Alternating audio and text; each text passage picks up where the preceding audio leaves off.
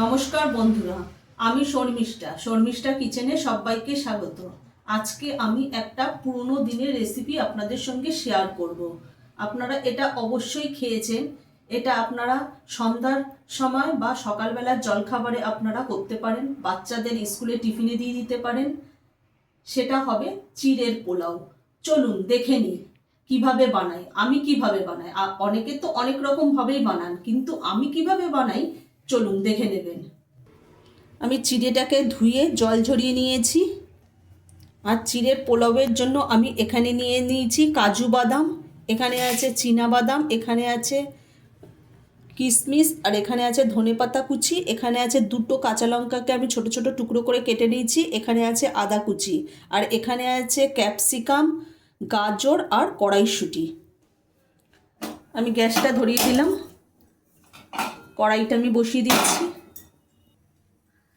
আমি এটা সাদা তেল এবং ঘি দিয়ে মিক্সড করে আমি এটাকে করব, কেন পুরোটাই আমি ঘি দিয়ে করব না।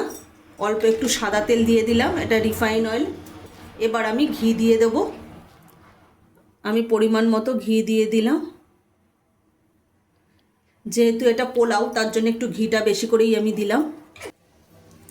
এখানে তেল এবং ঘিটা ভালো করে গরম হয়ে গেছে। এখানে আমি কোনো গোটা জিরে বা সর্ষে আমি কোনো কিছুই ব্যবহার করব না। আমি এখানে আদা যে টুকরো করে রেখে দিয়েছিলাম সেটা দিয়ে নেব। আমি আদাটা কড়াইয়ের মধ্যে দিয়ে দিয়েছি। এবার আদাটাকে ভালো করে আমি ভেজে নেব।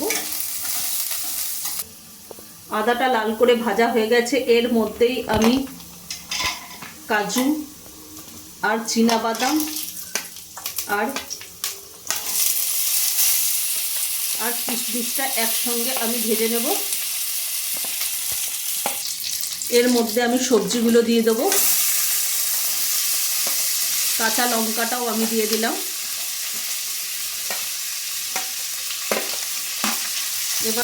এবার আমি ভালোভাবে ভেজে নেব সমস্ত সবজিগুলো। পরিমাণ মতো আমি নুন দিয়ে দিলাম। এর মধ্যে আমি হাফ চামচ গোলমরিচ গুঁড়ো দিয়ে দিলাম। আপনারা চিড়ের পরিমাণটা অনুযায়ী সবজি দেবেন, তাহলে খেতে খুব ভালো লাগবে। আর একদম ঘরোয়া উপকরণ দিয়ে সহজেই আমি এই রেসিপিটা করে আপনাদের দেখিয়ে দেবো। আপনারা এইভাবেই একবার অবশ্যই বাড়িতে বানিয়ে খেয়ে দেখবেন, দারুণ লাগবে।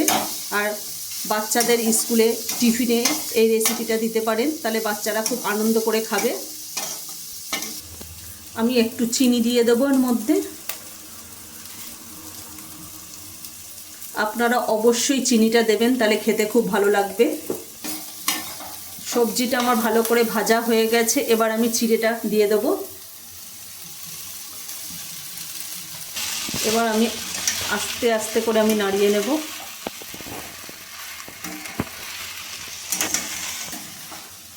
ওপর থেকে একটু ধনেপাতা কুচি দিয়ে দেবো।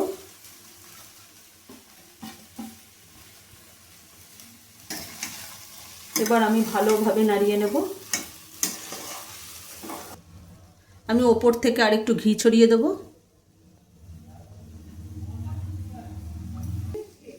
আমাদের চিড়ের পোলাও একেবারে রেডি। এবার আমি নামিয়ে নেব। আমি এখানে কোনো হলুদ ব্যবহার করিনি।